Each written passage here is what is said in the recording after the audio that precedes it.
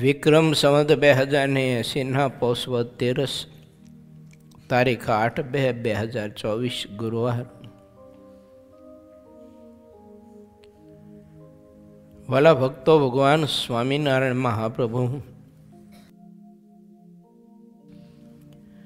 બોટાદના ભક્તોની સેવા સ્વીકારીને અનેક વિધ આનંદ અને સુખ આપતાની સાથે પ્રભુ સરસ મજાના શિક્ષા વચનો પણ અમૃત જેવા આપે છે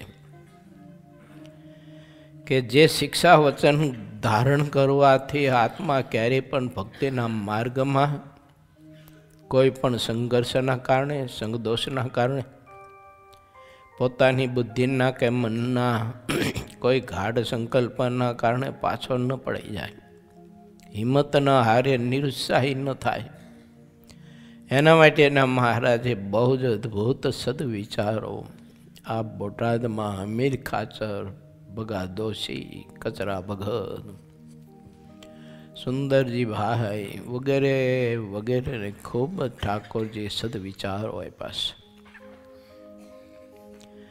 મહારાજ કહે છે કે ભક્તો, ચાહે એવી તમારા જીવનમાં પરિસ્થિતિ હોય, કઠિનમાં કઠિન, પરંતુ તમારી આસ્થા તમે જ્યાં જોડી હોય તે આસ્થાને જરાય પણ નંદવાવા નહીં દેતા. મતલબ કે તે આસ્થાને ઓછી ન થવા દેતા. કારણ કે હંમેશા ભગવાન જેને સાચા દિલથી પ્રભુ ઈચ્છે છે, આ ભક્ત મારો છે, આ સંત મારો છે, આ આત્મા મારો છે, આવું જ્યારે પરમાત્મા દિલથી ઈચ્છે છે ત્યારે પ્રભુ તેની અગ્નિ પરીક્ષા લેશે. શા માટે લેશે અગ્નિ પરીક્ષા? તો એને પરમાત્મા પ્રત્યેની નિષ્ઠા, ભક્તિ, ત્યાગ, વૈરાગ્યાદિક જે શુભ ગુણ છે એને વધુ ને વધુ દૃઢ ને પક્વ કરવા માટે એને પરમાત્મા પ્રત્યેનો એને એવો દ્રઢ ભરોસો અને વિશ્વાસ છે, તેના મૂળિયા ખૂબ જ ઊંડા જાય, ખૂબ જ અતિશય દૃઢ ને પક્વ અને પર્વત પ્રહાય થાય કે એને કોઈ ઉખાડી ન શકે, કોઈ સંગદોષ ન ઉખાડી શકે. કોઈ જીવનની પરિસ્થિતિ ગમે તેવી કઠિનમાં કઠિન ગહરી સમસ્યા આવીને ઊભી હોય તો પણ પરમાત્મા પ્રત્યેના જોડાણના જે એના સંબંધો જે છે એ સંબંધોને કોઈ ડેમેજ પણ ના કરી શકે. આપણે જોઈએ છીએ દાદા કાચાની મહારાજે બહુ કસોટી લીધી છે. પાંચે પરમહંસોની શ્રીજી મહારાજે કસોટી લેવામાં કંઈ પાછી પેની નથી પ્રભુએ ભરી, કંઈ ખામી નથી રાખી. કેટલી મહારાજે પરમહંસોની કસોટી લીધી છે. પણ ભગવાન શ્રી હરિને વિશેષ જે પરમહંસોને પ્રીતિ હતી, મહારાજમાં જોડાણ હતું, મહારાજને વિશેષ જે સમર્પણ હતું, પ્રભુની જે નિષ્ઠા હતી, મહારાજનો સંબંધ હતો, મહારાજને વિશે જે મિત્રતા હતી, મહારાજને વિશે જે પ્રીતિ હતી, એ પરમહંસોના જીવનમાં ક્યારેય પણ પાતળી નથી થઈ. જેમ જેમ શ્રી હરિએ કસોટી કરી અને જેમ જેમ ઠાકોરજી એમને ખૂબ જ તાવ્યા અને એરણ ઉપર ચડાવીને જેમ જેમ ટીપા, તેમ તેમ એમની સમજણ, નિષ્ઠા, સમર્પણ, મહાત્મય, વિશ્વાસ, ભરોસો ઠાકોરજી પ્રત્યેનો વધુ ને વધુ મજબૂત અને પક્વ થયો છે. માટે ઠાકોરજી આપણી પરીક્ષા કરવા માટે સામે કોઈ પણ પ્રકારની એવી ગહરી સમસ્યા મૂકે તો ભગવાનનો ભક્ત એ જોઈને નિરુત્સાહી ન થાય અને પરમાત્મા પ્રત્યેની આસ્થા જે છે એને જરાય પણ ઓછી ન થવા દે, એને ડેમેજ ન થવા દે.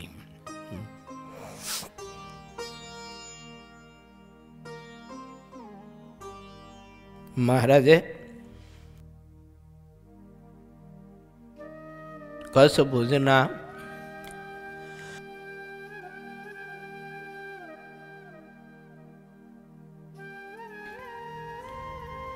માનકવાના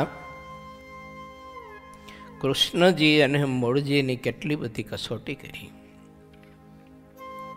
સાધુ થવા આવ્યા. મહારાજ કે જાઓ પાછા ઘેર જઈને રજા ચિઠ્ઠી લઈ આવો. તો મહારાજ કે અમે તમને રાખીએ, નહીતર તમારા સંબંધીઓ કાંઈ બધી ઉપાધિ કરે અમારા માટે. મહારાજ પાછા ઠેલે, ઘેર જાય. સંબંધીઓ પાસે રજા લેવા માટે કરે, રડે, પ્રાર્થના કરે, દિન થઈને રાકાની જેમ કરે. ઓલા લોકો રજા આપે નહીં. મહારાજમાં પ્રીતિ એ તેવું ભગવાન શ્રી હરિ વિના ઘડી ભર રહી ન શકે, ફરી પાછા ગઢપુર આવે. મહારાજ કે રજા લીધા વિના તમે આવ્યા છો, જાઓ પાછા. રસ્તામાં કોઈ ખેડૂતને ત્યાં 2, 4, 6 મહિના સુધી હાથી તરીકે કામ કરે, પણ ભગવાનને પામી જવાની જે એમને હતી ભાવના, જે લે લાગેલી હતી, તેમાં રંચ માત્ર પણ ફેર ન પડે. આવી બધી કસોટીના અંતે શ્રી હરિએ એમનો સ્વીકાર કર્યો. અને જેમ જેમ મહારાજે તપાવ્યા ને જેમ જેમ શેકા અગ્નિ કરીને મહારાજે જેમ જેમ બાળ્યા, તેમ તેમ મહારાજનો ભરોસો, વિશ્વાસ, પ્રીતિ, સ્નેહ, મહાત્મય અધિક ને અધિક વધતા ગયા. જો ને આપણા પરમહંસોની મહારાજે કેટલી કસોટી કરી છે. 2, 3 મહિના સુધી દર્શન કરવા આવવા માટેની મના કરે મહારાજ. જેને પ્રભુના દર્શન વિના એક ક્ષણ માત્ર રહી શકાતો ન હોય, આવી પ્રીતિ હોય, અને પ્રભુ કહે કે અમારી આજ્ઞા વિના કોઈ અમારા દર્શન કરવા માટે નહીં આવવાનું. સંતો વગડામાં, જંગલમાં, ગામના પાધરે, કોઈ શહેરના પાધરે, તળાવની પારે, કોઈ પ્રકારના વૃક્ષ નીચે ઝૂરીને દિવસો પૂરા કરતા હતા. અમારો માલિક, અમારો પ્રભુ, અમારો ઠાકોરજી, મારો નાથ મને ક્યારે દર્શન દેવા માટે મંજૂરી આપશે, દર્શન કરવા માટેની મને ક્યારે પ્રભુનું દર્શન થશે. જેના માટે ઘર બહાર છોડ્યા, દુનિયા છોડી, જગત છોડ્યું, પરિવાર છોડ્યા, જેના માટે શરીરના મોહ છોડ્યા, પ્રભુ જેમ કહે તેમ કાચા લોટના તો કાચા લોટના ગોળા ખાવાના, હળેલું ધાન તો હળેલું ધાન ખાવાનું, એના માટે બધું જ છોડ્યું. પોતાની ઈચ્છાઓ, સ્વભાવો બધું છોડ્યું. જ્યાં જ્યાં જરૂર પડી ત્યાં ત્યાં ઠાકોરજીએ પરમહંસોને ત્યાગ, વૈરાગ્ય થોડા પાછા પડાવ્યા તો એ પણ કર્યું. નહીતર એવા જબરજસ્ત બૃહદ વૈરાગ હતા કે એને કોઈ પાછો ન પડાવી શકે. અને એમના બૃહદ વૈરાગ્ય હતા ઠાકોરજી માટે હતા. અને એટલે ઠાકોરજીના વચને કરી અને વૈરાગ્ય ત્યાગ મારા પાડીને જે અખંડ પરમાત્માની મૂર્તિના ધ્યાન ભજનમાં રહેતા હતા એ મહાપુરુષો ભક્તિ બાગમાં રાત્રે 2 વાગે કોહો જોડે સચ્ચિદાનંદ સ્વામી અને સવાર 10, 9, 10 વાગ્યા સુધી કો સાંકે. સિદ્ધાનંદ સ્વામી અખંડ મહારાજની મૂર્તિના ધ્યાનમાં રહેનારા પુરુષ હતા, પણ ખબર નહીં હવે કે પાવડો લઈને પોતે નાકાવારે અને શાક બકાલું ફૂલ ઝાડ વગેરે વગેરે બધું ઉછેરે. એ બધું ઉછેરે શાક બકાલાના પોટલા માથે બાંધી બાંધી અને બંને ગુરુ ચેલો રોજ ગઢપુર પહોંચાડવા જાય.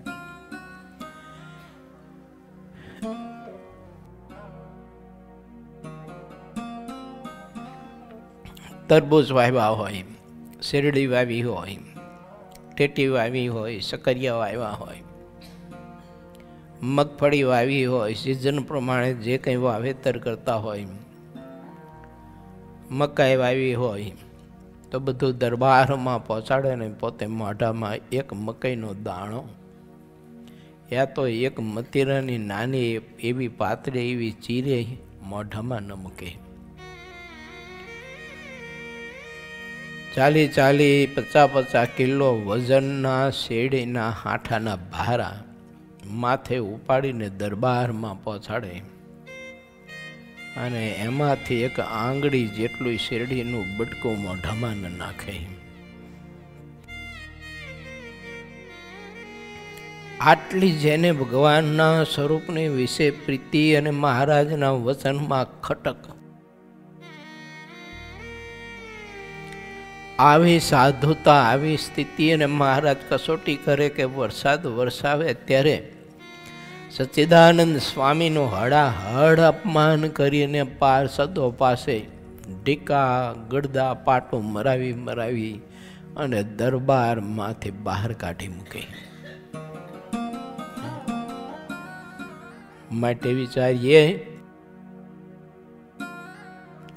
ભગવાન શ્રી હરિ એમ કહે છે કે જીવનમાં ક્યારેય પણ કઠિન પરિસ્થિતિ આવે, કોઈ એવી સમસ્યા સામે આવીને ઊભી રહે ત્યારે ભગવાનનો ભક્ત પરમાત્મા પ્રત્યેની પોતાની આસ્થા, વિશ્વાસ, ભરોસો, ભગવાનનો મહાત્મય એને ક્યારેય ઓછા ન થવા દે. આ મહાપુરુષોની પ્રીતિ અધિક ને અધિક વધતી ગઈ. જેમ મહારાજે કસોટી કરીને તેમ તેમ પ્રીતિ અધિક ને અધિક વધતી ગઈ. કોઈ મહારાજને આવીને સમાચાર આપે કે મહારાજ તમે ઓલા સચ્ચિદાનંદ સ્વામીને અડાડ અપમાન કરીને કાઢી મૂક્યા છે, પણ તમારા વિયોગે બાપડો માથા પછાડીને રડે છે અને શરીરના છિદ્રોમાં બધા લોહીના ટસ્યા ભરાઈ ગયા છે. હવે તો કંઈક દયા કરો, હવે તો દર્શન દાનની છૂટી આપો, એને બોલાવો, નહીતર એનો દેહ છૂટી જાય છે. મહારાજ લોકો જગતમાં ન બોલવાનું બધું બોલશે તમારા માટે કે આ સ્વામિનારાયણ તો જો એના માટે તેને આટલો ત્યાગ કરીને આટલી કઠિન તપસ્યા કરે તો તે સાધુ ઉપર સ્વામિનારાયણને જરાય દયા પણ ન આવી તો ઓલો બાપડાનો દેહ પડી ગયો તો એ દર્શન કરવા માટેની હા ન પાડી. મહારાજ લોકો તરેનું બોલશે. ભગવાન શ્રી હરિ રડતા કહેનાર સંત ભક્તને કહે કે ઓહો સ્વામી, અમારી આટલી બધી મોટી ભૂલ થઈ, આવી નાની બાબતમાં અમે સચ્ચિદાનંદ સ્વામીને વઢીને કાઢી મૂક્યા, આવી એક નાની બાબતમાં અમે મુક્તાનંદ સ્વામીનું હળાહળ સ્વભાવ છે અપમાન કર્યું. અમારા ગુરુ સ્થાને જેના હૃદયમાં માની મમતા ભારોભાર ભરી હતી, નાના બાળક જેવા નિર્દોષ અને સરળ સાધુ, મહારાજ કે અમે આટલું બધું હળાહળ અપમાન કરીને ગાડી મિકારે રે સ્વામી, તમે સારું કર્યું, મને આ થોડીક વાત કરી અને શ્રી હરિ હળી કાઢે. ઢોલિયા ઉપરથી સીધો કૂદકો મારીને ખુલ્લા પગે મંડે હાથની મુઠ્ઠી વારીને દોડવા. જ્યાં સુધી મુક્તાનંદ સ્વામીને, સચ્ચિદાનંદ સ્વામીને, બ્રહ્માનંદ સ્વામીને, ગોપાળાનંદ સ્વામીને, નિત્યાનંદ સ્વામીને મહારાજે અપમાન કરીને ગાડી મૂક્યા હોય ને જ્યાં સુધી એને મળે નહીં, બાત મળે ને ભેટે નહીં, એના મસ્તકને પોતાના ખભા ઉપર ટેકવીને વહાલન ન કરે, ત્યાં સુધી મહારાજના ઠાકોરજીની આંખમાંથી આહું છે ને એ હુકાય નહીં, ટપક ટપક પીડા કરે.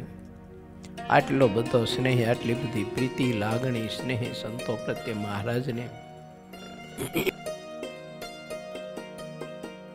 પણ આ પરમહંસોના રૂપકના માધ્યમથી આપણે સહુ કોઈને બતાવ્યું છે કે તમારી સામે કોઈ નાની મોટી કઠિન કે પછી જેવી તેવી નાની મોટી કોઈ પણ સમસ્યા પરિસ્થિતિ આવે તો મારા બાપ તે પરિસ્થિતિમાં તમારી આસ્થા પરમાત્મા પ્રત્યેની એને ઓછી મત થવા દઈએ, શ્રદ્ધા ઓછી થવા ન દઈએ.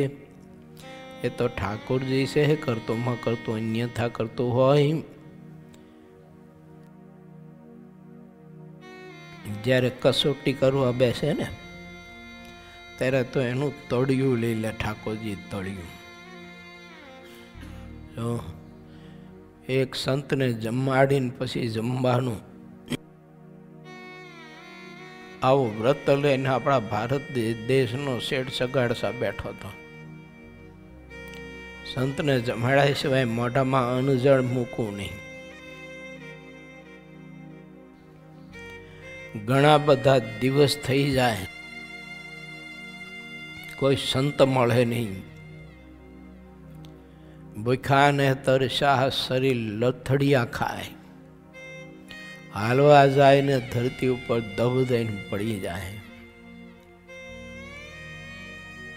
એવી જબરી કસોટી કરે અને અંતે સંત રૂપે પોતે મળે. જર્જરિત શરીર, ટોપલામાં બેસાડીને મહેનતે ઘેર લાવે, થાળ બનાવી અને ભોજન પીરસે નૈવેદ્યમાં, અને ઠોકર મારી અને પીરસેલી થાળી ભગાવી દે. કેમ? હું તો માંસાહારી છું, મને અનાજ ન ખપે. આ શુદ્ધ વૈષ્ણવના ઘરમાં શાસ્ત્ર વિરુદ્ધથી કોઈ ભોજન ન થાય. એના રસોઈ ઘરમાં શાસ્ત્ર વિરુદ્ધ, શાસ્ત્ર નિષેધ કરેલી કોઈ પ્રકારની રસોઈ પકવવામાં ન આવે. આ બધા ઇતિહાસો આપણે જાણીએ છીએ, બહુ ઘણા વિસ્તારથી ઇતિહાસો છે ને. નિષ્કુળાનંદ સ્વામી ધીરજ આખ્યાનમાં ઘણા બધા જ પુરુષોના પ્રસંગો કંડાયેલા છે. મને ને તમને આસ્થા ન તૂટે એનો પ્રકાશ આપવા માટે કંડાયેલા છે. પૂર્વે થઈ ગયા ભક્તો, એના બહુ જ પ્રસંગો સ્વામી એમાં મૂક્યા છે. માટે આપણી જાતને આપણે સૌ કોઈ જરા જરા થોડું થોડું એને કહેતા રહી, વળતા રહી કે નાની મોટી સુખ દુઃખની કોઈ પરિસ્થિતિ સામે આવે, કોઈ કઠિન આવે કે કોઈ નરમ આવે, અને એ પરિસ્થિતિમાં ક્યારેય વિચલિત ન થતો, નિરુત્સાહી ન થતો, તારી પરમાત્મા પ્રત્યેની આસ્થા તૂટવા ન દેતો. ઘણા બધાએ ભગવાનનો આશ્રય સ્વીકાર્યો હોય અને પછી કંઈક સંકલ્પ કર્યો અને એ પ્રમાણે એનો સંકલ્પ પૂરો ન થયો હોય તો કંઠી ગાઢીને પૂજા બીજાને આપી દે ને થઈ જાય નાસ્તિક માણસ. એની આસ્થા તો એટલી જ બોલો, પેલી થેગ જેવી અને દિવાલ ઉપર ઉગેલા ઘાસ જેવી આસ્થા. 2-5 દી વરસાદ ન થાય, દિવાલ ઉપર ઉગેલું ઘાસ બધું સુકાઈ જાય. એમ આ લોકને આપણી ઈચ્છિત કામના પૂરી ન થઈ હોય તો તરત સત્સંગ આપણો સુકાઈ જાય, પરમાત્મા પ્રત્યેની શ્રદ્ધા આપણી તૂટી જાય.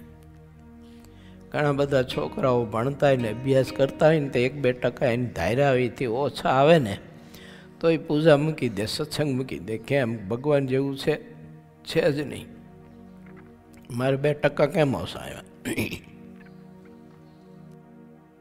હવે એમાં ભલા માણસ કાં તારીખ સતી છે ને કાં પેપર તપાસવા વારે ને કાં કોમ્પ્યુટરની સતી, પણ માણસ આવ નાસ્તિક થઈ જાય આટલી વાતમાં. આ લોકોનો કોઈ સંકલ્પ પૂરો ન થયો હોય તો માણસ સત્સંગ મૂકી દે, ભગવાનનો આશ્રય મૂકી દે. હવે એની સામે પરમાત્માએ કોઈ કઠિન પરિસ્થિતિ મૂકી હોય તો ઈસીનો ગોઈતોય હાથ આવે. નરસિંહ મહેતાની ઠાકોરજી કેવી પરીક્ષા કરી. માંડલિકે કહ્યું કે સવારે સૂર્ય ઉગ્યા પહેલાં જો ઠાકોરજી તને હાર ન પહેરાવે તો આ નરસિંહને જૂનાગઢમાં રહેવું કઠિન પડશે, અને આ તો જે કંઈ કરે તે આ જૂનાગઢમાં રહીને નહીં કરી શકતો. એને આખી રાત્રે ભગવાનને પોકાર્યા તો એ ઠાકોરજી દર્શન ન દે. જેની આસપાસ રહેનારો હતો ભગવાન અખંડ, પણ સામે દ્રષ્ટિગોચર નહોતો થતો. હવે તો સૂર્ય ઉદય થવાની ક્ષણો ગણાતી હતી, તોય ઠાકોરજી પ્રગટ નહોતો થતો. છેલ્લે તો હવે આંખના પલકારા જેટલો સમય રહ્યો ત્યારે ઠાકોરજી ગુલાબનો હાર એને પહેરાવ્યો. પણ આખી રાત્રિ આ નરસિંહને ભગવાને એટલો તપાયો, કોઈ એની સીમા નહીં, એટલો તપાયો.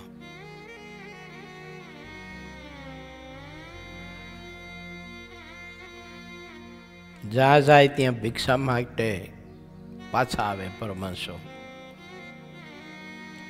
1 દિવસ થાય, 2 દિવસ થાય, 5 દિવસ થાય, 6 દિવસ થાય.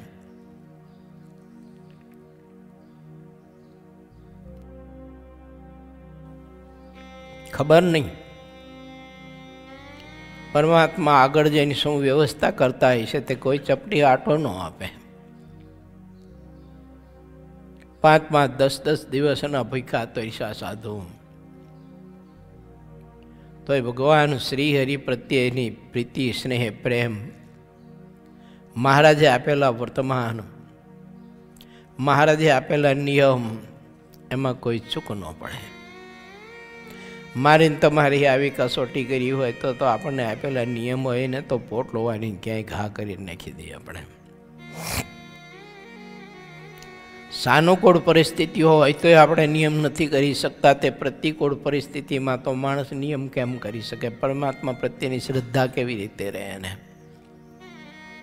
બધી રીતે સાનુકૂળતા હોય, શરીરની તંદુરસ્તીની સાનુકૂળતા હોય, સમયની સાનુકૂળતા હોય, બીજી ખાવા પીવાની, ઓઢવા પહેરવાની, બેસવા ઉઠવાની બધી સાનુકૂળતાઓ હોય. અને તોય આપણે આપણા રોજિંદા નિયમ કરી શકીએ ન કરી શકીએ. આ પરમહંસો ભગવાન શ્રી હરિની મૂર્તિનું ધ્યાન કરવાનું હોય, એમને સમય 1 કલાક, 2 કલાક, અડધી કલાક, 1.25 કલાક, 1.5 કલાક, તો આવા ભૂખ્યા તુલસા સાધુ શિયાળાની એટલી બધી ઠંડી હોય, ચામડા ફાટી જાય, લોહી નીકળે, એટલી બધી કાતિલ ઠંડી હોય, અને મહારાજે પાછી આજ્ઞા કરી હોય કે 1 કોપીન ભર જ રહેવાનું તમારે. એ ખુલ્લા મેદાનમાં અને ખુલ્લા આકાશમાં 1 કોપીન ભર રહીને વળી પાછા ધ્યાનમાં બેસે. હવે સુસવાટા મારતો પવન વાતો હિમાળાનો, બલબલાની કાયાને ધ્રુજાવી નાખે. આવી કાતિલ ઠંડીમાં પાછો એ અડધી કલાક એને ધ્યાન કરવાની, જે ઠાકોરજી આજ્ઞા કરી હોય તો તે ધ્યાન કરવાનું, માળા જપ કરવાના, મહારાજના તિલ ચિહ્ન ધારી અને પ્રભુની મૂર્તિનું ધ્યાન ભજન કરવાનું. કોઈ ત્રાટક કરતા હતા તે ત્રાટક કરવાનું. આટલી કઠિન પરિસ્થિતિમાં પણ આપણા મહાપુરુષોએ ભગવાન શ્રી હરિએ આપેલા નિયમો, યા તો પોતાના સદગુરુએ આપેલા નિયમો, એને કોઈ દિવસ એને ચૂક્યા નથી, અને એ નિયમને ક્યારેય તૂટવા નથી દીધા. અને કેવી ભગવાનમાં પ્રીતિ કેવી છે! મહારાજનું મહાત્મ્ય કેવું સમજાણું હોય છે, પોતાના કલ્યાણ માટેની વાતનું મૂલ્ય કેવું સમજાણું હોય છે. આ વાત કરવી બહુ સુગમ છે. હું અત્યારે આજે વાત કરી રહ્યો છું તો મારે તો વાત કરવી બહુ સુગમ પડે મને. પણ ઠાકોરજી આજે આટલી બધી આપણને સુવિધા ને સગવડતા આપી છે કે ન ઠંડી ન ગરમી થાય, ન કીડા મકોડા કે ન બીજા જીત જીવાત કોઈ આપણને ઠોલી ન ખાય, ન તો આપણને પવન પરેશાન કરી શકે, ન તો તડકો પરેશાન કરી શકે, ન તો કોઈ પ્રકારની ઋતુ આપણને પરેશાન ન કરી શકે. આવી બધી ઠાકોર જે મને તમને બધાને કેટલી બધી સગવડતા આપી છે. રહેવા માટેના કેવા સરસ મજાના સ્થાન આપ્યા છે ઠાકોરજી. એ સ્થાનમાં રહીને હું ને તમે સુખેથી ઠાકોરજીનું ધ્યાન ભજન કરી શકીએ. પણ કરી છે કે નથી કરતા તે આપણી જાતને આપણે પૂછવાનું. હવે આવી સાનુકૂળતામાં નથી તું કરી શકતો તો પ્રતિકૂળતામાં તો તને ભગવાનનું નામ બગાસું ખાતો શાનું આવવાનું મોઢામાં? હે, સાનુકૂળતામાં નથી ભગવાન ભજાતા અને સાનુકૂળમાં ઠાકોરજી નથી યાદ આવતો તો જ્યારે અતિશય કઠિન પરિસ્થિતિ, કોઈ એવી ગહરી સમસ્યા હોય એમાં તો ઠાકોરજીનું કેવી રીતે યાદ આવે આપણને, એમાં સ્મરણ કેવી રીતે થાય? મહારાજે બોટાદના હરિભક્તોની પાસે આવી બધી ધર્મ ઉપદેશની, નિષ્ઠા ઉપદેશની, સમર્પણ ઉપદેશની, ત્યાગ ઉપદેશની, વૈરાગ્ય ઉપદેશની અને મોક્ષ સંબંધી વાતો ઠાકોરજી બહુ કરી. હે ભક્તો, જીવન છે, ત્યાં પરિસ્થિતિ હશે, સમસ્યા હશે, શરીર છે તો સુખ દુઃખ હશે જ. કારણ કે શરીર નકરા સુખથી નથી ભર્યું મારા બાપ. સુખ કરતા શરીરમાં દુઃખ કહેતા રોગો વધુ ઠાકોરજી ભર્યા છે.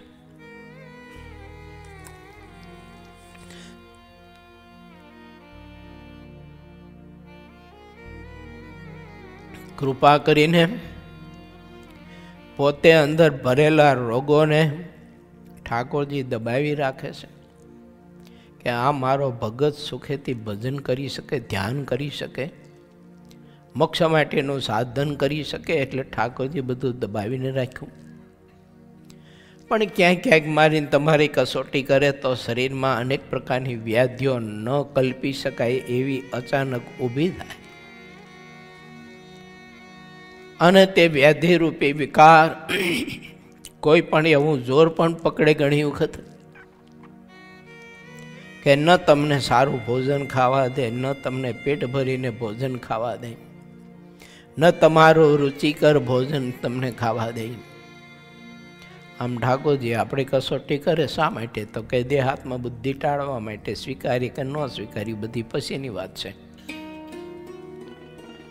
અને બધી સાનુકૂળતા પ્રમાણે બધું ચાલતું હોય તો જીવને દેહાત્મા બુદ્ધિ વધે, ઘટે નહીં કોઈ દિવસ. આપણું શરીર કદી માથું જ ન પડે ને જેટલું ખાય એટલું પચી જતું હોય તો આપણું પેટ વધતું ન હોય અને માપે જ રહેતું હોય, હંગાડે ઉતરે એવું શરીર, તો હું માણસ કોઈ ખાવાનું છોડે? દિવસમાં 5 વખત ખાતો હોય તો બધું પચી જતું હોય જો. અને મોટી પવાલી ભરી ભરી અને લચ્છી ને પવાલી ભરી ભરીને શેરડીના રહ અને મોસંબીના રહ અને આપણે બધા છે ને એ મશીનનો ફૂટવાલ જેમ ચૂહે એમ ચૂહી જતા હોય તોય આપણને કશું જ કંઈ થતું ન હોય. ન શરદી થાય, ન માથું દુખે, ન પેટમાં દુખે, ન ચરબી વધે, ન ઢીચણ દુખે, ન કેડ દુખે, ન મણકા દુખે. આવું બધું હોય તો હું તમે છોડીએ. કોઈ ખેડૂતના ખેતરની શેરડી રહેવા દઈએ આપણે શેરડીનો હાંઠો તો ન રહેવા દે, અને એમાંથી ફણગું ફૂટ્યું હોય ને એ આપણે તો લેતા જઈએ, એ નીચે હોઈને ખાઈ જઈએ.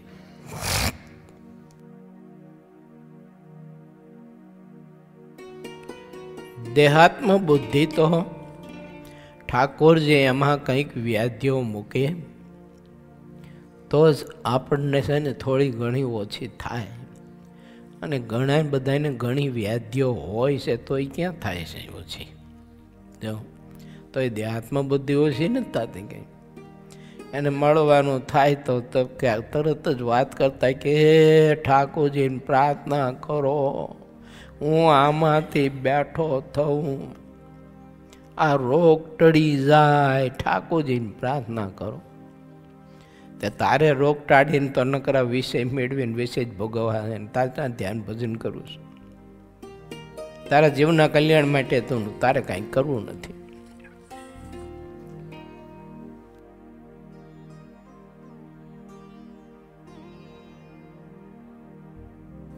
એટલે ભગવાન શ્રી હરિ બોટાદના હરિભક્તોને નિશાન બનાવી અને મને ને તમને દેહાત્મ બુદ્ધિ ઝીરો કરવા કે ટાળવા કે ઓછી કરવા માટેના સદવિચારો આપે છે પ્રભુ. કે હે મારા ભક્તો, મારા દીકરાઓ, આ દેહાત્મ બુદ્ધિ ઓછી કરજો, પરમાત્માના સ્વરૂપમાં પ્રીતિ અધિક કરજો, કારણ કે એ જ સુખરૂપ છે. પરમાત્માના સ્વરૂપમાં પ્રીતિ કરી હશે તો જ સુખરૂપ છે. દેહ તો નરું દુઃખરૂપ છે, દુઃખરૂપ છે. એને સારું સારું ખાવા મળે તો એ દુઃખ છે, કારણ કે જમવાની વાસના વધતી જવાની. હવે એ ભોજન કરવાની, જે તે ચીજ વસ્તુ પદાર્થ ખાવાની વાસના દિવસે દિવસે વધતી જવાની, વધતી જવાની. મરવા પડ્યો હોય તો નિષ્કુળાનંદ સ્વામીએ લખ્યું છે, સારી લાગે એને એક શબ્દ એવો વાપર્યો છે, સારી લાગે સુખડી એવો શબ્દ છે, હું ભૂલી ગયો. હા, જો એને માચડા ઉપર ચડાવ્યો હોય ફાંસીના, અને અંતિમ ઈચ્છા પૂછે તો કે મને હુખડી જમવા, પણ કે અંતિમ ઈચ્છા છે મારી.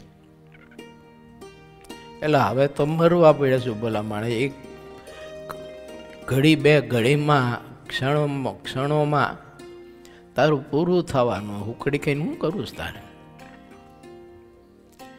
આપણે દિવેશ્વર સ્વામી 5-7 વર્ષ પહેલા એક દાખલો આપ્યો હતો. એ કથા પ્રવચન કરતા હતા ને એમાં એક જણો કંટાળી અને પછી રેલવે સ્ટેશને રેલવેના પાટા ઉપર જિંદગી ટૂંકાવા જતો હતો. હારે ટિફિન લીધું, બોલો, હારે ટિફિન લીધું. પછી કોઈ પૂછ્યું કે ક્યાં જાય? કે બસ હવે જિંદગી ટૂંકાવા, ઘરના બધાથી હવે કંટાળી ગયો છું કે. પણ આ ટિફિન શું કામ લીધું? તો કે ટ્રેન મોડી આવે ખાવા થાય ને કે. હવે મરવા તો પડ્યો છું બોલા માણા. ગાડેડા જેવું છે, પેલું ગાડર હોય ને એ વાગોડતું હોય બેઠો બેઠો, અને પાછળથી સિંહ તોડીને ખાતો હોય, પણ તોય વાગોડવાનું ન મૂકે. એમ જીવને દેહાશક્તિ એવી છે ને જબરજસ્ત, તે છૂટતી નથી. અને મહારાજની મૂર્તિનું ધ્યાન ભજન કરવાના માર્ગમાં, પોતાનું આત્યંતિક કલ્યાણ સિદ્ધ કરવાના માર્ગમાં એને કશું જ આડું આવતું નથી. 2 જ વસ્તુ આડા આવે છે, એક પોતાની દેહાત્મ બુદ્ધિ અને બીજું પોતાના સ્વભાવ. બાકી તો ઠાકોરજી મને ને તમને ભગવાનનું ધ્યાન ભજન જેટલું કરવું હોય ને એટલો ઠાકોરજીએ સર્વશ્રેષ્ઠ યોગ અને એટલી બધી ઉત્તમ સગવડતા આપી છે. અને જે મહાપુરુષોએ દેહાત્મ બુદ્ધિ ટાળી હતી ને, એ રાત્રિના 12 વાગે 12:30 કે 1 વાગે બેઠા થાય પથારીમાં, અને સવારના બ્રાહ્મ મુહૂર્ત સુધી બેઠા બેઠા સ્વામિનારાયણ સ્વામિનારાયણ સ્વામિનારાયણ સ્વામિનારાયણ સ્વામિનારાયણ સ્વામિનારાયણ સ્વામિનારાયણ સ્વામિનારાયણ સ્વામિનારાયણ સ્વામિનારાયણ સ્વામિનારાયણ સ્વામિનારાયણ સ્વામિનારાયણ સ્વામિનારાયણ એક જ શ્વાસે ભજન કર્યા કરતા હતા. જો એ 1-1.5 કલાકની નિંદ્રા લે બસ, બાકી દિવસે હાલતા ચાલતા ખાતા પીતા રસોઈ બનાવતા શાક સમારતા કચરા પોતા કરતા વાસણ બાસણ ઘસતા. સંતો ગામડે જતા હોય હાલીને જવાનું,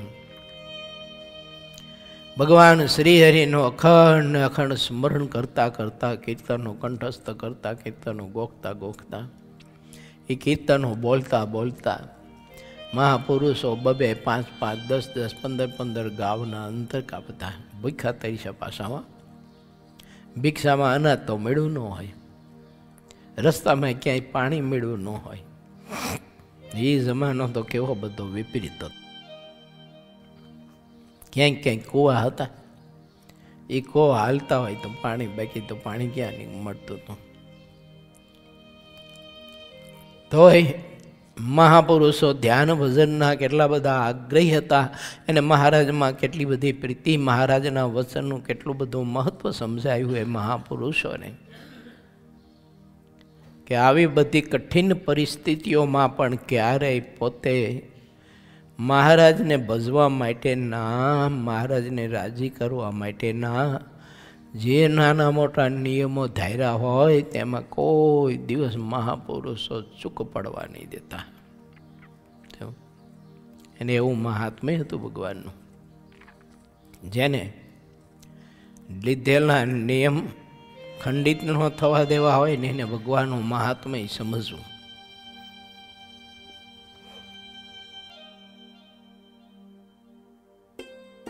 બ્રહ્માનંદ સ્વામીનો પ્રશ્ન છે આપણા ગુરુદેવનો મધ્યના ચોથામાં, હે મહારાજ એમ સમજીએ છીએ તો પણ અખંડ સ્મરણ કેમ નથી થતું? મહારાજ કે અખંડ સ્મરણ થાય એવી એક તો શ્રદ્ધા જોઈએ. તો અંગ બાંધીએ, આપણે અભ્યાસ કરીએ, હાલતા ચાલતા ભગવાનના મંત્ર જપ કરવા માટેનું અંગ બાંધીએ, અભ્યાસ કરીએ. અભ્યાસે કરીને કોઈ પણ વાતની સિદ્ધિ પ્રાપ્ત થાય છે, અને બોલવાનું બહુ ઓછું રાખી જરૂર પડતું છે તો જ ભજન થાય. જેને ભજન કરવું હોય ને એને બોલવાનું બહુ ઓછું રાખવું જોઈએ. આપણે કોઈને ભજન કરાવવું હોય, ભગવાનનો નિશ્ચય કરાવવો હોય, મહારાજનું મહાત્મ્ય સમજાવવું હોય, એને જગત છોડાવવું હોય, જગતનો મોહ છોડાવવો હોય, તો કથા વાર્તા કરવાની નહીં કરવાની એમ હું નથી કહેતો, પણ મહારાજનું સ્મરણ ભજન પ્રધાન રહેવું જોઈએ.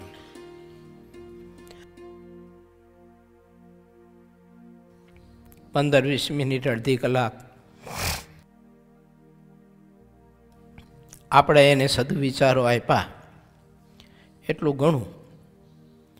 પછી એની પાછળ પાછળ મીંડું નહીં રહેવાનું, પછી ભગવાન પાછળ મીંડું રહેવાનું, પછી ભજન પાછળ મીંડું રહેવાનું.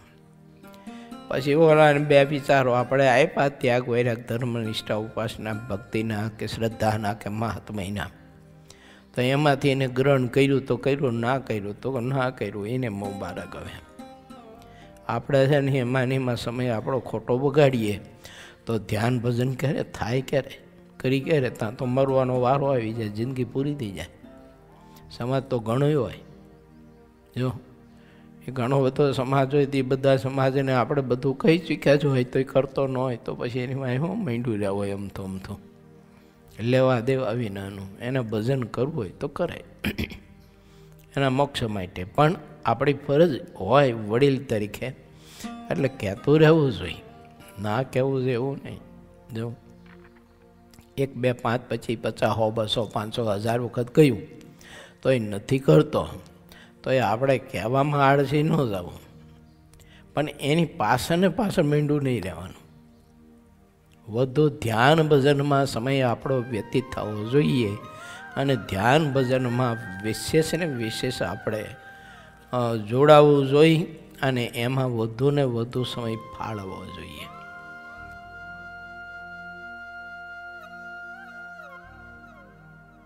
એટલે મહારાજે કહ્યું એ અખંડ સ્મરણ થાય એવી તો શ્રદ્ધા જોઈએ, અને શ્રદ્ધા નથી તો મહાત્મ્યમાં ખામી છે. મહારાજ કે મહાત્મ્યમાં ખામી છે તો નિષ્ઠામાં ખામી છે. નહીતર ભગવાનનું સ્મરણ ભજન થાય ખરું.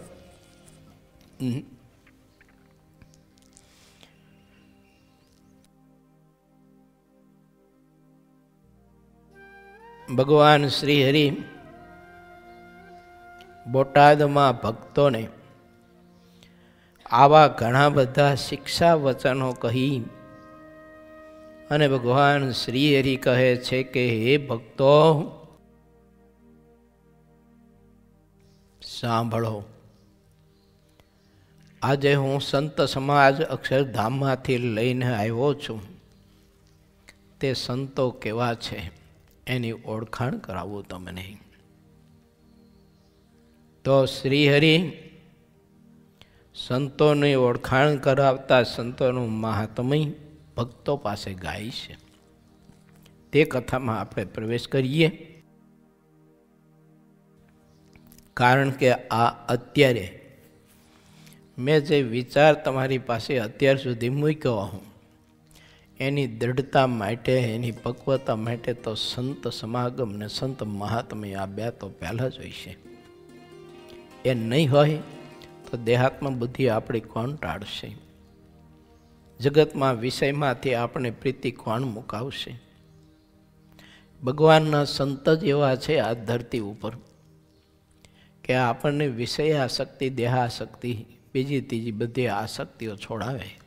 બાકી તો બીજો બધો સમાજ ગમે તેવો આપણો નજીકનો હોય, મા હોય તો ભલે, બાપ હોય તો ભલે, દીકરો હોય તો ભલે, ભાઈ હોય તો ભલે, ભાભી હોય તો ભલે, બહેન હોય તો ભલે, આડોશી પાડોશી હોય તો ભલે, કાકા કાકી હોય તો ભલે, વેવાઈ વેલા હોય તો ભલે, પણ એ બધા જ વધુ ને વધુ આસક્તિ દ્રઢ થાય ને એવા બધા ઉપાયો કરવાના. આપણને એવો જ મહિમા કહેવાના જેનાથી આસક્તિ દિન પ્રતિદિન વધતી જાય. આપણને ઘટે એવી વાત કોઈ જગતમાં બીજું કોઈ કરવા નથી. ભગવાનના સંત સિવાય બીજું કોણ કરે ને? એટલે કવિઓએ લખ્યું છે ને કે સંત વિના કોણ કહે સાચા, સુખની વાત દયા રહી છે જેના દિલમાં નથી ઘટમાં ઘાત. કંઈક નરસિંહ મહેતાનું પદ છે કાં તો.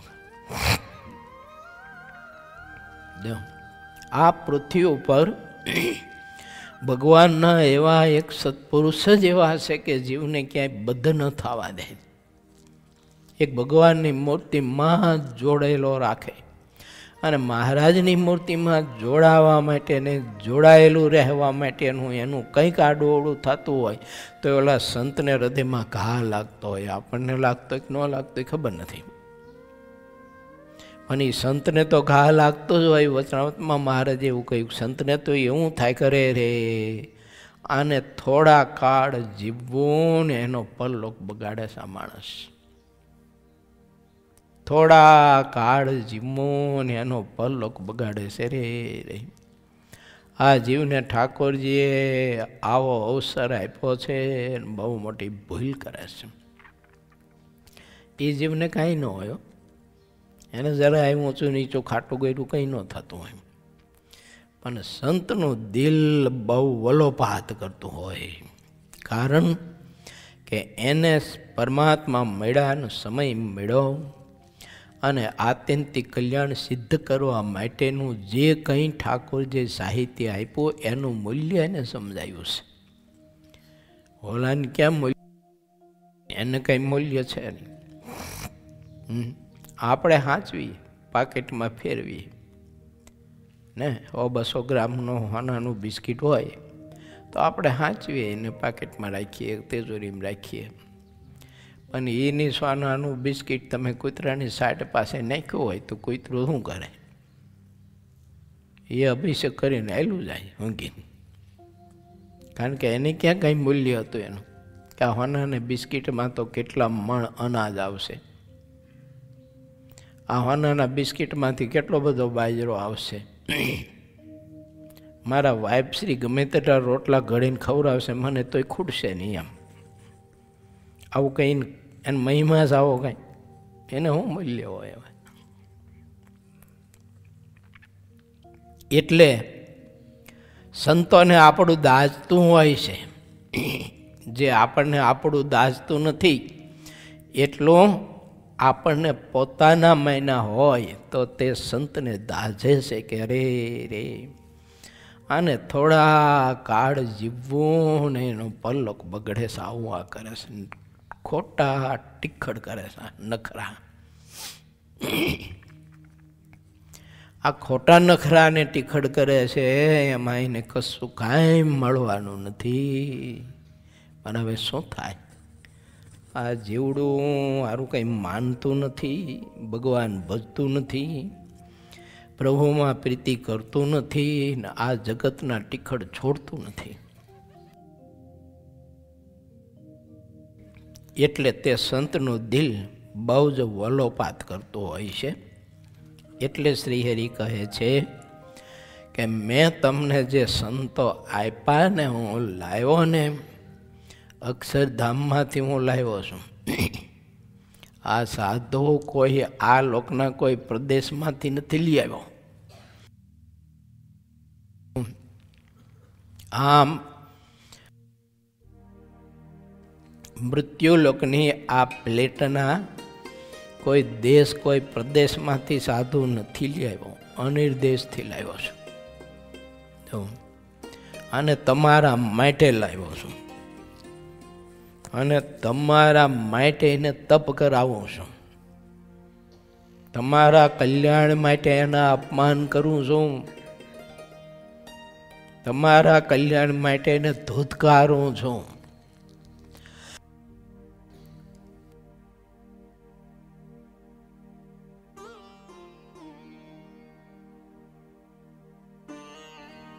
મહારાજ કે અલ્લાહ ભક્તો આ સાધુનું મહાત્મ્ય સમજજો. આ કોઈ જેવા તેવા આ લોકના કોઈ તપસ્વીઓ કે જેવા તેવા આ લોકના કોઈ ત્યાગી કે વૈરાગી નથી. આ આખો સંત સમાજ અક્ષરધામમાંથી હું લાવેલો મહાદિવ્ય અને મારી મૂર્તિના સુખમાં અહોરાત્રિ રચો પચો રહેનારો સમાજ છે. હા, એમાં આપણે પ્રવેશ કરીએ. ચાલો, આવું મહાત્મા મહારાજ કહે છે ને એમાં પૂર 19મો તરંગ 13મો.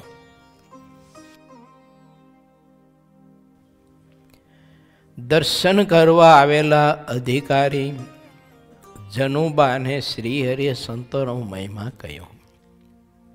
દેશ દેશાવરના બોટાદમાં આવેલા હરિભક્તોએ શ્રીહરિની જે પૂજા કરી તે હવે કહું છું.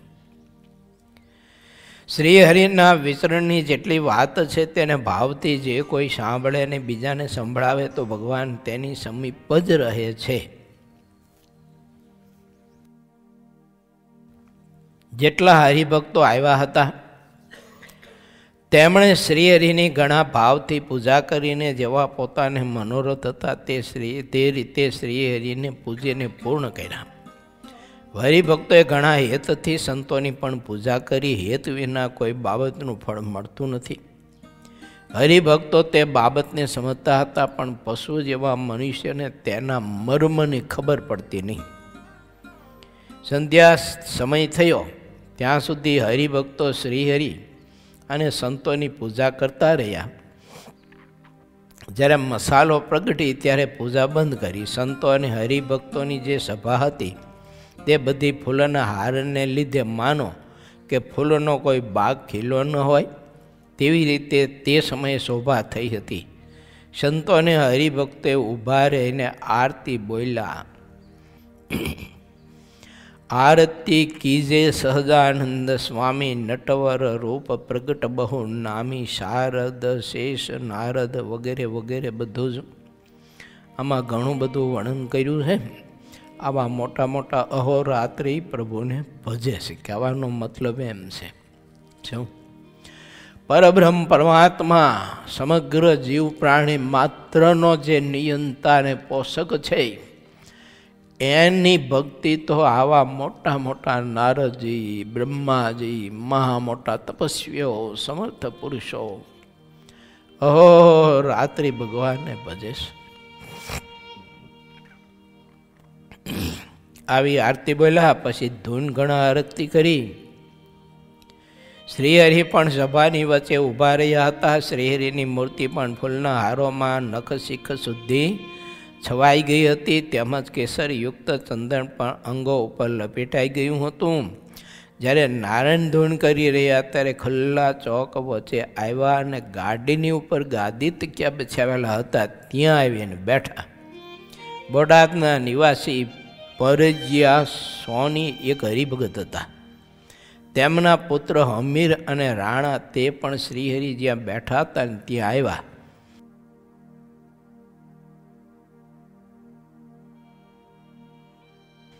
તેઓ પિત્તળને એક મોટી દીવી હાથમાં લાવ્યા. તેને શ્રીહરિને આગળ મૂકીને પ્રગટાવી. તેમાં 10-12 જેટલા દીવા કર્યા હતા. તે જોઈને શ્રીહરિ ઘણું રાજી થયા. તેના પુત્ર ધનજી સોનીને શ્રીહરિએ તે સમયે રાજી થઈને ફૂલનો હાર આપ્યો અને તેને તરત જ કૃતાર્થ કરી દીધો. તે સમયે રાણપુરના એક સરકારી ઉચ્ચ અધિકારી જનુબા નામે દક્ષિણી બ્રાહ્મણ હતા, તે ત્યાં આવ્યા. તે આવીને શ્રીહરિને પગે લાગ્યા અને રૂપિયો તથા શ્રીફળ લઈને પ્રેમથી ચરણમાં મૂક્યા. શ્રીહરિની મૂર્તિના દર્શન કરી અને સંતોની અલૌકિક અને અદ્ભુત સભાને દેખી. તેથી તે મનમાં આશ્ચર્ય પામ્યા. પછી તે અધિકારીએ શ્રીહરિને હાથ જોડીને કહ્યું કે આપ મારો ઉદ્ધાર કરો. આપ કોઈ અતિ સમર્થ સત્પુરુષ છો. ત્યારે શ્રીહરિએ તે અધિકારીને કહ્યું કે અહીં રહેલા બધા સંતો કલ્પવૃક્ષના જેવા છે. હવે સંત મહાત્મા મહારાજ શરૂ કરે છે. તે તમારા હૃદયમાં જેવો ભાવ હશે તે ફળ થશે, તેમાં કાંઈ મિથ્યા નથી. માટે સાહેબ મહાત્મય સંતોનું સમજીને પૂજા કરશો. પછી જેવું મહાત્મય સમજીને કરશો અને જેવું મહાત્મય સમજીને તમે સત્સંગ કરશો, સમાગમ કરશો, સેવા પરિચર્યા કરશો તો તમને એવું ફળ મળશે. કેમ તો કે આ સંતો તો કલ્પવૃક્ષની ચિંતામણી જેવા છે. આ સંતોને જેવા સમજવામાં આવે છે, માણસને તેવું ફળ મળે છે. જો સંતોને તુચ્છ ગણે તો તુચ્છ રહે છે. જેવી ભાવના હોય તેવું ફળ પામે છે. ત્યારે તે અધિકારીએ મનમાં પ્રસન્ન થઈને શ્રીહરિને કહ્યું, આજ તો હુતાશનીનો સર્વોપરી દિવસ છે. આપે વાજેન્દ્રોની સાથે હોરીના પદોને સંતોના મુક્તિ ગવડાવ્યા છે. તેવું ગાન મેં ક્યારેય સાંભળ્યું નથી. મુક્તાનંદ સ્વામી, બ્રહ્માનંદ સ્વામી, પ્રેમાનંદ સ્વામી ઘણા બધા મોટા વિદ્વાન કવિ છે એમ તેમણે સાંભળ્યું હતું. તેથી તેમના પદ સાંભળવાનો મનમાં ભાવ હતો. તે વખતે શ્રીહરિએ સંતોને કીર્તન ગાવાની આજ્ઞા કરી. ત્યારે સંતો દુકડ, સરોદ, સિતાર, તંબોર અને મંજીરા લઈને આવ્યા. સંતોની સભાની આગળ તે અધિકારીને શ્રીહરિએ ઘણું માન આપીને બેસાડ્યા. જ્યારે સંતો કીર્તન ગાન કરવા આવ્યા ત્યારે જેમાં જેટલા સારા ગુણ હોય તેને તેવી રીતે શ્રીહરિ બોલાવતા હતા અને તેને લીધે જેટલા મનુષ્ય શ્રીહરિની પાસે રહેતા ને તેમને અતિશય ઉત્સાહ રહેતો.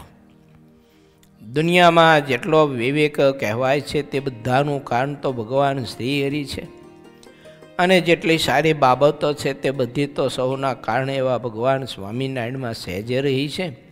કલ્પતરુને ચિંતામણીમાં જે બાબત સહેજે નિવાસ કરીને રહી છે તે મુઢ મનુષ્યને દેખાતી નથી, તેમ શ્રીહરિમાં રહેલી બાબતો મૂઢને દેખાતી નથી. શ્રી હરિવાર પહેલા પશ્ચિમ દિશા તરફ મુખ કરીને બેઠા હતા. પછી સંતોની સભા સન્મુખ પૂર્વ દિશા તરફ મુખ કરીને બેઠા. દેવાનંદ સ્વામી તો અસલ ગાયક હતા. તેમણે વસંત રાગનો જ્યારે આલાપ કર્યો ત્યારે માનો કે વસંત ઋતુ મૂર્તિમાન પ્રગટ્યો હોય ને તેમ લાગતું હતું. વસંત રાગનો આલાપ કરી રહ્યા પછી તેઓ વસંતના પદ ગાવા લાગ્યા. તે સરકારી અધિકારી સંગીતના રાગોના જાણકાર હતા, એટલે તે રાગ સાંભળતાની સાથે જ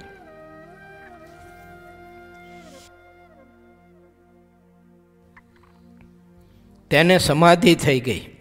તે પછી તેણે શ્રી હરિને હાથ જોડીને કહ્યું કે મારા જે મનોરથ હતા તેને આપે આજે પૂર્ણ કર્યા જ, માટે આપ ચોક્કસ અંતર્યામી અને સર્વના સ્વામી છો. જ્યાં ભગવાન હોય ત્યાં શી વાત ન હોય, ત્યાં તો બધી જ વાત આવીને રહે છે. સાધારણ જીવને ભગવાનનો લેશ માત્ર પણ ખપ નથી, અને તેણે કરીને તે જીવ અનંત જન્મો સુધી ક્લેશને પામે છે, અને પછી તે જ્યાં જાય છે ત્યાં વારંવાર ઘણા દુઃખને પામતા રહે છે, અને તે જીવ દુઃખને જ વધારે ને વધારે સુખ કરીને માને છે.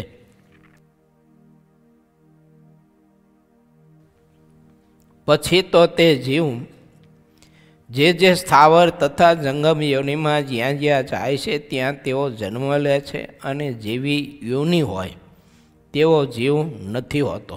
જીવ તો સદાય ચિત્ત ગ્રંથિ કહેવાય છે. સૂક્ષ્મ શરીરમાં તે અત્યંત સૂક્ષ્મ છે, અને વિશાળ શરીરમાં મોટો થઈને રહે છે. જીવ શસ્ત્રથી કપાતો નથી, અગ્નિથી તેનો નાશ થતો નથી, પાણીથી તે સડતો નથી, પવન તેને સૂકી શકતો નથી, કાળ અને માયા પણ જીવનો નાશ કરી શકતા નથી. આવો જીવ છે. તે જીવ જ્યાં સુધી મોક્ષના માર્ગે ચાલતો નથી ત્યાં સુધી તેના ઉપર જન્મ મરણ રૂપ સંસ્કૃતિ રહે છે. ત્યારે શ્રીહરિએ તે અધિકારીને કહ્યું, જેવા માર્ગે જીવ ચાલે છે તેવું ફળ તે પામે છે. તે જીવના હાથની જ વાત છે. તમે ચાલીને અહીં આવ્યા તો આ સંતોના મહાદુર્લભ દર્શન થયા. આ સંતોના દર્શન જેવું દુનિયામાં બીજું કોઈ ફળ નથી. તમે 68 તીર્થના દર્શન કરી ચૂક્યા. આવા સંતના ચરણમાં મહારાજ કહે છે આ અધિકારી સાહેબને કે 68 તીર્થ એના ચરણમાં વાસ કરીને રહ્યા હોય છે. જેણે સ્ત્રી અને ધનનો ત્યાગ કર્યો હોય અને એક ભગવાનના સ્વરૂપમાં જેને પ્રેમ હોય તેવા સંતો જેના ઘણા મોટા ભાગ હોય તેને રૂચે છે કહેતા તેને એમાં હેત પ્રીતિ થાય છે. આ બાકીના પૂર્વના પાપ હોય એને ભગવાનના એવા સંત મળે પણ એમાં પ્રીતિ એને થાય નહીં. આવા જે સંતો છે તે એ જ મોક્ષનો માર્ગ છે, અને આવા સંતો સિવાયનો જે માર્ગ છે તે તો અપાર સંસ્કૃતિનું દ્વાર છે. ઇતિ શ્રી સહજાનંદ સ્વામી શિષ્ય સિદ્ધાનંદ મુનિ વિરચિત શ્રી હરિચરિત્રામૃત સાગરના 51 પૂરમાં દર્શન કરવા આવેલા અધિકારી જનુબાને શ્રી હરિએ સંતોનો મહિમા કહ્યો. એ નામે 13મો તરંગ સમાપ્ત થયો.